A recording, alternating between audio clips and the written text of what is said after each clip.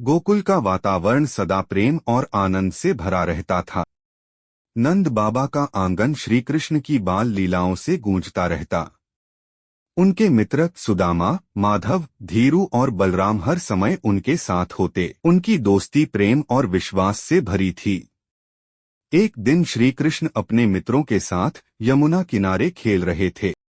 उनकी हंसी और शरारतों से सारा गोकुल चहक रहा था। तभी धीरू ने उदास स्वर में कहा, कान्हा, आज मेरी माँ बहुत नाराज हैं। हमारे घर में माखन नहीं बचा और गोपी माँ ने मुझे खाली हाथ लौटा दिया। कृष्ण ने मुस्कुराते हुए कहा, अरे धीरू, चिंता क्यों करता है? माखन के बिना जीवन कैसा? कृष्ण ने अपनी बंसी बजाई और सभी मित्रों को एकत्र किया। फिर वह बोले, चलो आज गोपियों की मटकी से माखन चुराने की लीला करते हैं। सभी मित्र हंस पड़े और उनकी आंखों में चमक आ गई। गोपियों की मटकी फोड़कर जब श्री कृष्ण और उनके मित्र माखन खाने लगे, तभी एक गोपी वहां आ गई। सभी मित्र डर गए, पर श्री कृष्ण ने मुस्कुराते हुए कहा, माँ, प्रेम में चोरी नहीं होती, यह तो स्नेह की भिक्षा है।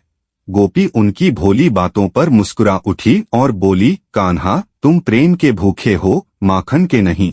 लेकिन जब कृष्ण ने देखा कि धीरू सबसे पीछे खड़ा था और उसने एक भी कौर नहीं लिया, तो वह बोले, धीरू, तू खा क्यों नहीं रहा? धीरू की आंखें छलक आईं। वह बोला, कान्हा, मुझे अपनी माँ का दुख याद आ रहा है। जब घर में माखन नहीं होता, माँ भूखी रह जाती हैं। श्री कृष्ण ने धीरू का हाथ थामा और बोले, आज से तेरा दुख मेरा दुख है। चल माँ यशोदा के पास चलते हैं। श्री कृष्ण ने धीरू और अपने सभी मित्रों को लेकर माँ यशोदा के पास गए। माँ यशोदा ने जब पूरी बात सुनी तो उनका हृदय प्रेम से भर आया।